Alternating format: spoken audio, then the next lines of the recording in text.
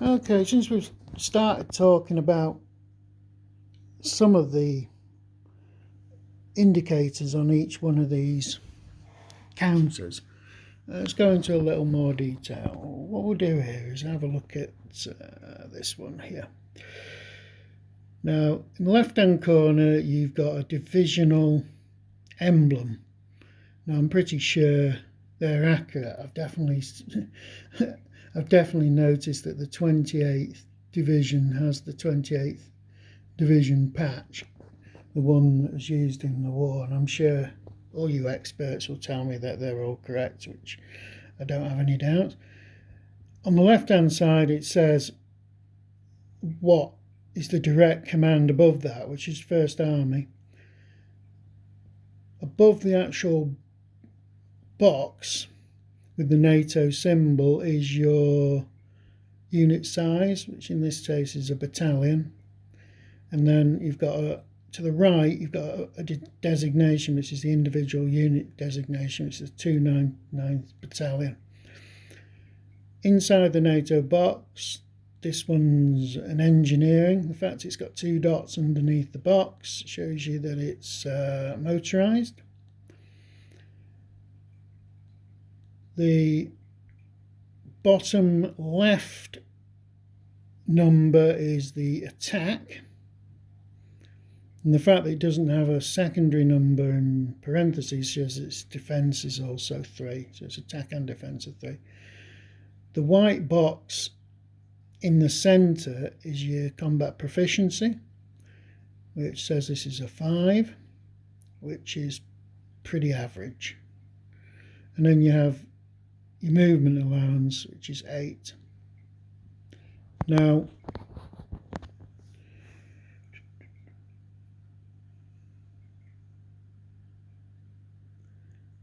I'm losing the train of thought here.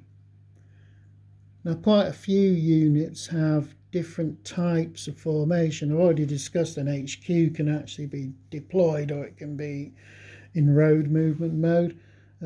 Artillery is the same. This artillery battery here,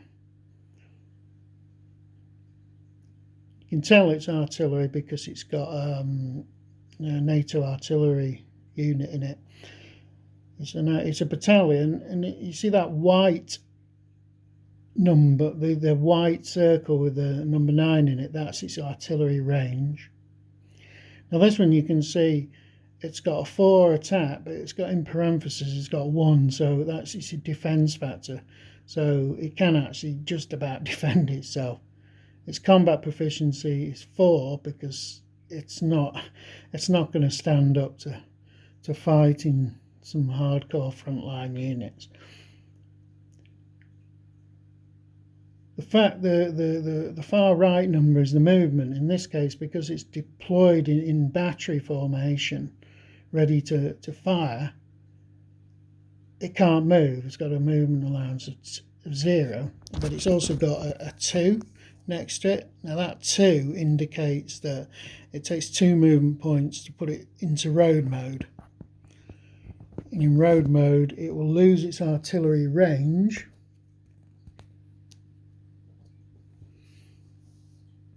It gains 8 movement points, and it loses its attack value, so it can only defend.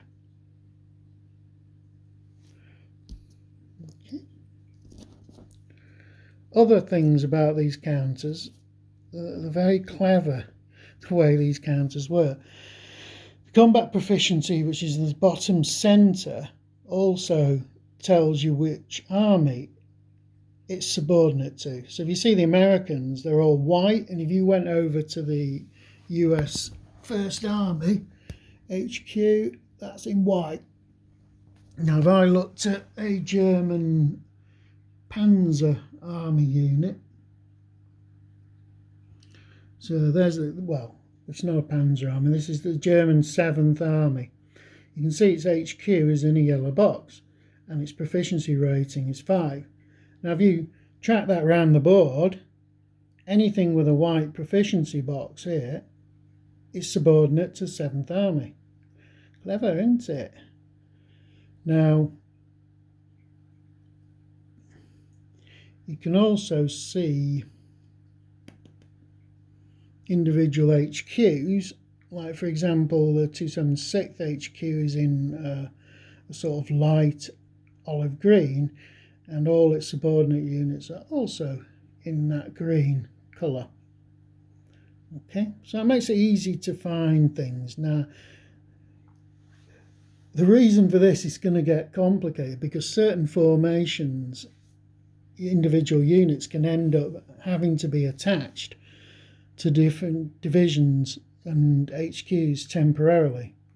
This is going to happen particularly to the Americans when the front caves in on the first go, that you could easily end up with units which effectively out of command, and they have to establish a new command unit at the start of each turn. Now, some of these are already assigned to specific commands early on, and that's sort of hard baked into the rules. But if you do have to temporarily move things, you're going to have to keep a paper record of it. Other interesting things on the counters are dispersed units. Now, a dispersed unit actually depicts a unit which is not its full combat strength. It's been broken up into sub-battalion units to cover a lot of ground. You see the 28th here. This division's a bit of a mess. It's got very low combat proficiencies for an American unit. Well, it's got low combat proficiency for an American unit. It's also dispersed. Now, dispersed units tend to have dispersed HQ capacity, which is called a command post. So that projects 10 command posts. It allows a division to cover a lot of ground which you wouldn't normally be able to do.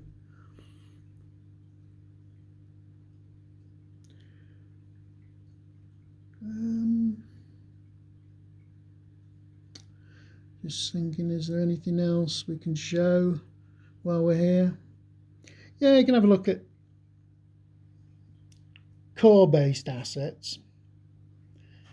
These are units that have like banners across the top to say that those Nebelwerfer battalions you see there, 18th Nebelwerfer, are actually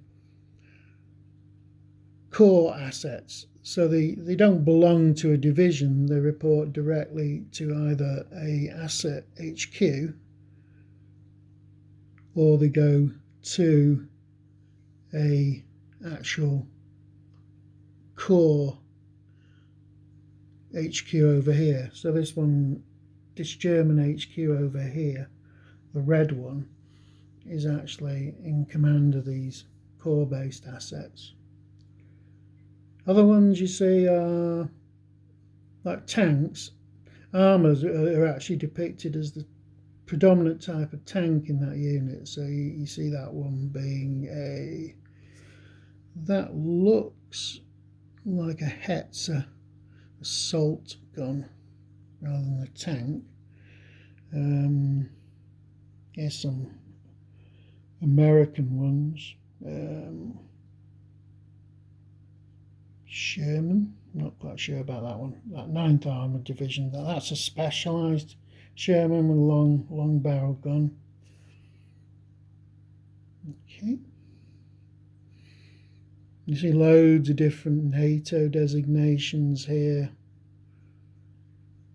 Mechanised infantry, reconnaissance, mechanised reconnaissance, assault artillery. Another thing you might find is there's leaders, which I won't really go into them at the moment, but leaders have certain capabilities to affect combat. You've got things like your reserves. Now this Panzer-Lehr, it's actual HQs in reserve, so the entire formation is a reserve.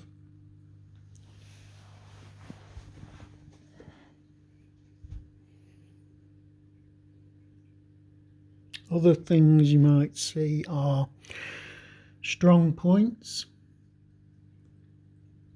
which make positions more defensible, and they also have an effect on combat efficiencies, raising the combat efficiencies here. Across the way you see some German strong points rather than sorry, those American ones are improved positions. Across the way some German strong points.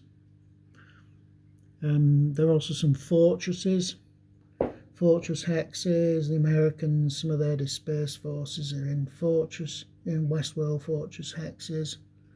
Fortress is their hexagon with a thick black line and then a thin black line around it.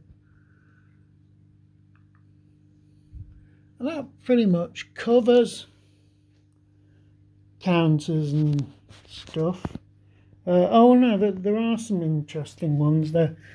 These are special game markers. We've got Bastogne signal unit, so that's also got its own command range. It's a special command unit.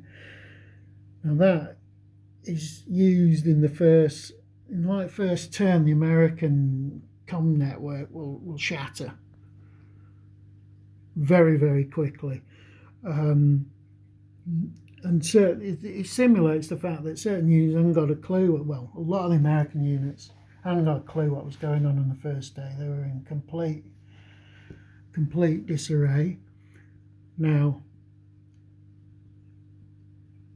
things like this will mean, can messages get out to other units to start interfering?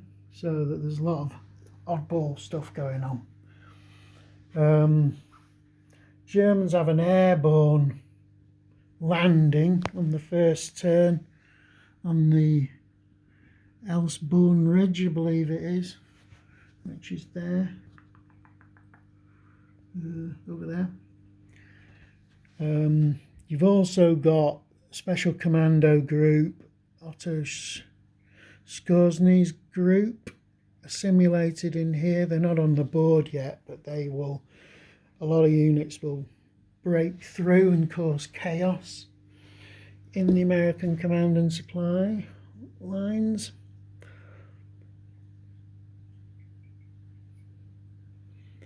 And I think that pretty much covers things. There's some other little oddities. That Germans, Luftwaffe power units are in blue. There are planes in this system, but you don't see any on the first turn or so. SS are in black, whereas Wehrmacht are in grey. Americans are all in green, and the British are in khaki, but there aren't any British units on the board. That won't happen till later, where the glorious British Empire comes to save the American skin. Only joking, lads. Okay, that'll do for the moment.